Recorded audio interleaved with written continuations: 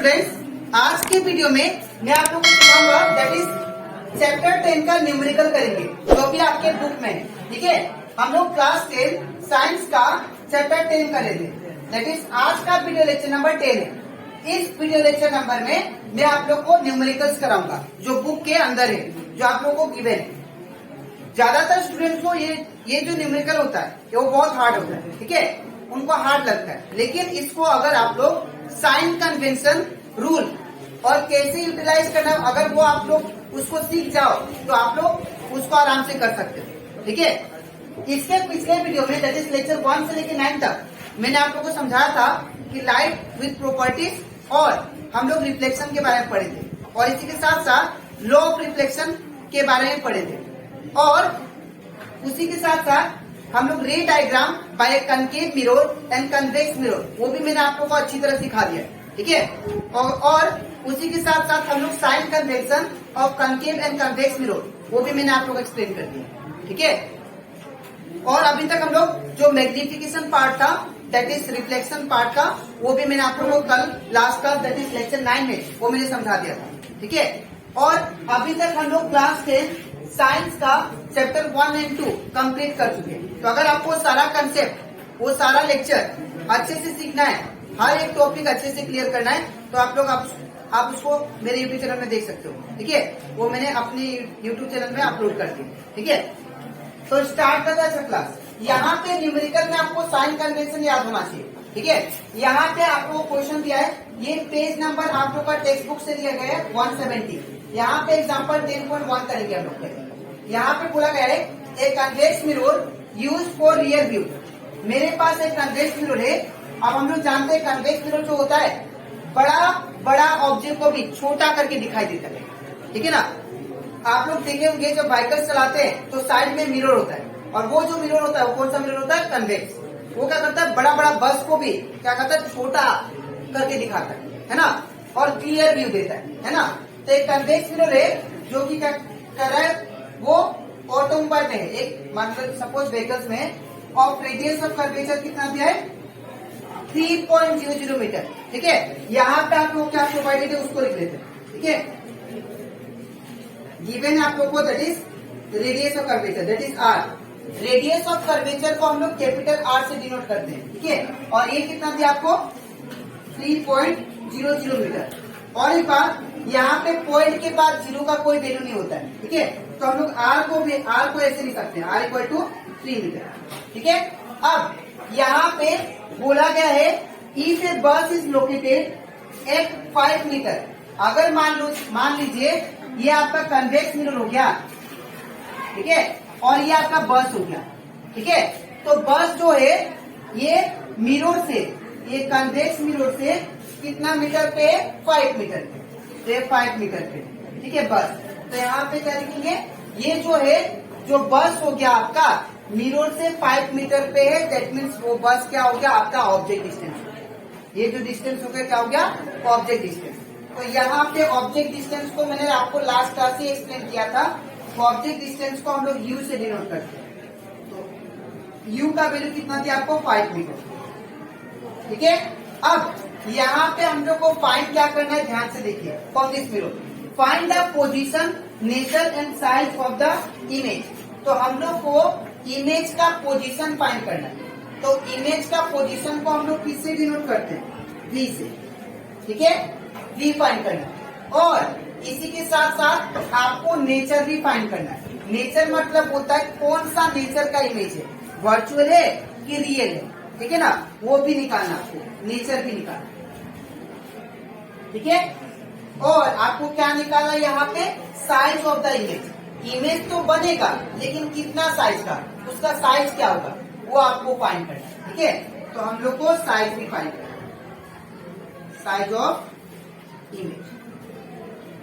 ठीक है, तो सबसे पहले क्या करेंगे, यहाँ पे आप लोग को यहाँ पे यूज करेंगे मिरर फॉर्मूला। लेकिन उससे पहले आप लोग देखो, यहाँ पे रेडियस ऑफ कर्वेचर 3 मीटर दिया है। अब हम लोग जानते हैं दैट इज वी नो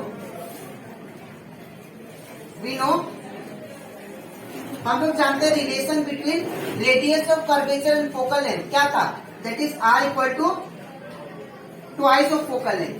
ये बताया था आप लोग को मैंने, ठीक है ना, ये आप लोगों को कराया भी था, मतलब रिलेशन बताया था जब मैं लेक्चर समझा रहा था, ठीक है।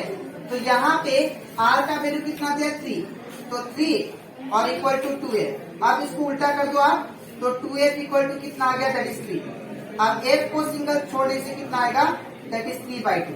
ये आ गया आपका फोकल लेंथ, ठीक है। तो रेडियस ऑफ कर्वेचर से मैंने फोकल लेंथ निकाला और मेरे पास u भी है, ठीक है ना। अब यहाँ पे हम लोग यूज करेंगे आप साइन कन्वेंशन। जैसे ही आप लोग गिवन लिख लिए, अब लिखने के बाद आप लोग साइन कन्वेंशन यूज करोगे। अब मैंने आपको लास्ट क्लास समझाया था कि कन्वेक्स अगर मिरर होता है, पहले आप लोग मिरर देख लो, मिरर कौन सा है, कन्वेक्स मिरर। तो कन्वेक्स मिरर में u क्या होता है, u नेगेटिव होता है। क्यों नेगेटिव होता है, बिकॉज मिरर का फ्रंट में है, जो भी चीज मिरर का फ्रंट में होता है वो क्या होता है, नेगेटिव होता है, ठीक है। नहीं, ये तो मिरर का ऑब्जेक्ट क्या है, फ्रंट में, इसलिए u का होगा नेगेटिव, ठीक है। अब फोकल लेंथ जो फोकस होता है वो मिरर का पीछे होता है, in case of convex mirror, है ना। तो जब मिरर का राइट साइड होगा या मिरर का पीछे होगा, तो हमारा जो फोकल लेंथ होगा वो क्या होगा, पॉजिटिव होगा, ठीक है। तो यहाँ पे फोकल लेंथ क्या होगा, यहाँ पे आप लोग लिख देना पॉजिटिव, ठीक है। और यहाँ पे u का वैल्यू क्या होगा, नेगेटिव होगा। तो u क्या होगा यहाँ पे, नेगेटिव, ऑटोमेटिक, ठीक है। आपको ये मत समझना कि कहाँ से आ गया माइनस, यहाँ पे अकॉर्डिंग टू साइन कन्वेंशन, ठीक है।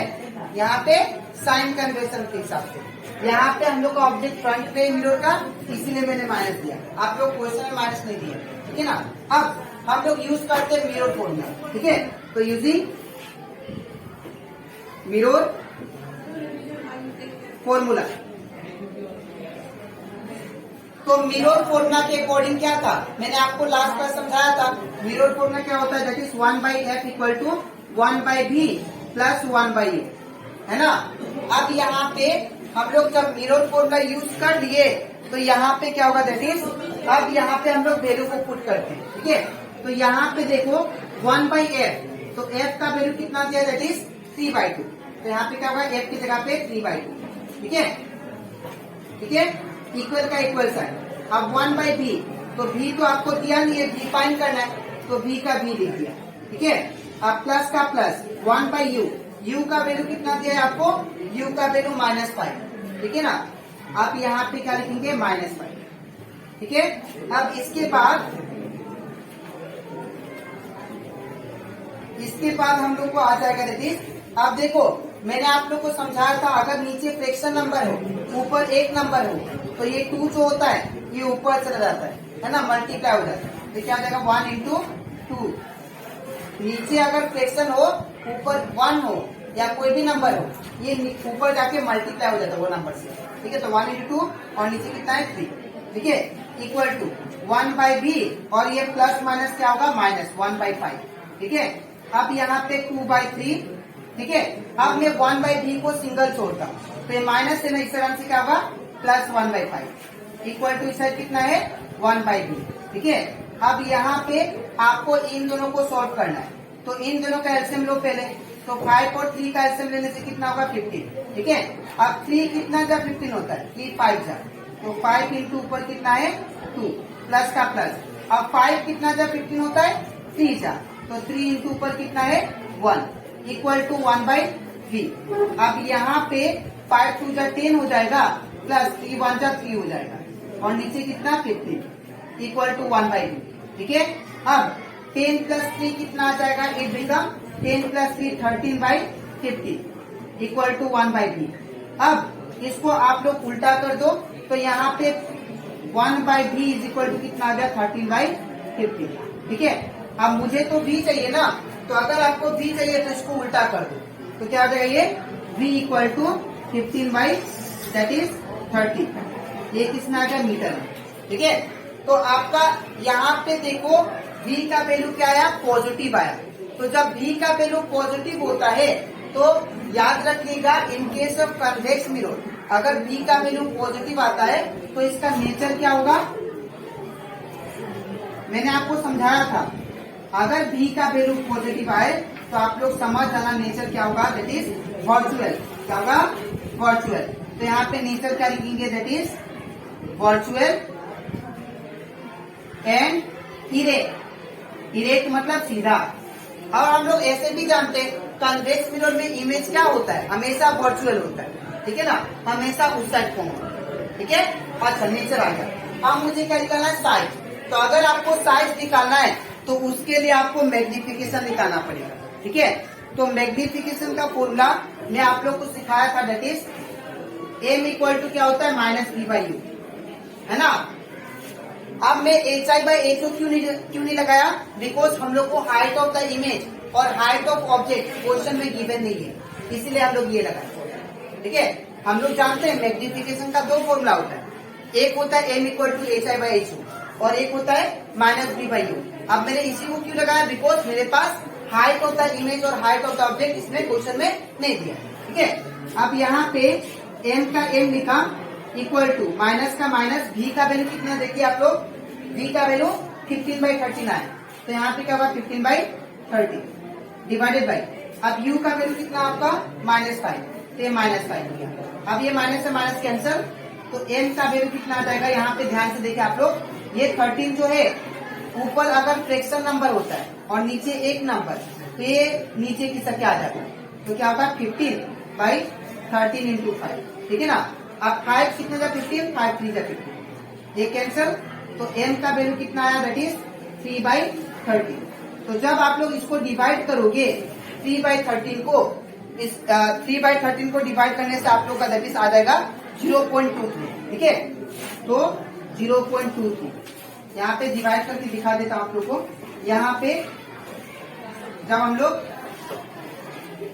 दैट इज 13 है, तो 3 जो ऊपर होता है उसको अंदर, 13 बाहर, पॉइंट दिया 0 आया, है ना। अब 13 टू जा कितना होता है 26 माइनस, अब यहाँ पे 4 आएगा, पॉइंट दिया 0 लगा सकते हैं, ठीक है ना। अब 13 4 जा कितना होता है 52 और 13 3 जा 39, है ना। तो दैट मीन्स ये क्या है, ये कितना आ गया मैग्निफिकेशन m इक्वल टू 0.23, है ना। तो ये देखिए 1 से छोटा है कि नहीं।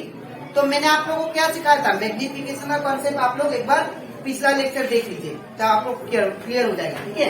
यहाँ पे अगर 1 से छोटा होता है कोई भी, अगर 1 से m अगर लेस देन 1 होता है, तो मैंने आप लोगों को बताया था H I by H O is equal to less than 1, H O इधर, तो हाइट ऑफ द इमेज क्या होगा, हाइट ऑफ द ऑब्जेक्ट से छोटा होगा, ठीक है ना। तो दैट मीन्स क्या होगा, छोटा होगा, स्मॉल इन साइज, ठीक है। तो यहाँ पे लिखेंगे साइज क्या होगा, दैट इज साइज क्या होगा, smaller in size, smaller in size, ठीक है। छोटा है ना, एच आई क्या है, छोटा है किससे, ऑब्जेक्ट से, इसीलिए स्मॉलर इन साइज लिखा, ठीक है। तो आई होप आप लोग को एक कॉन्सेप्ट अच्छे से क्लियर हो गया होगा ये क्वेश्चन, ठीक है।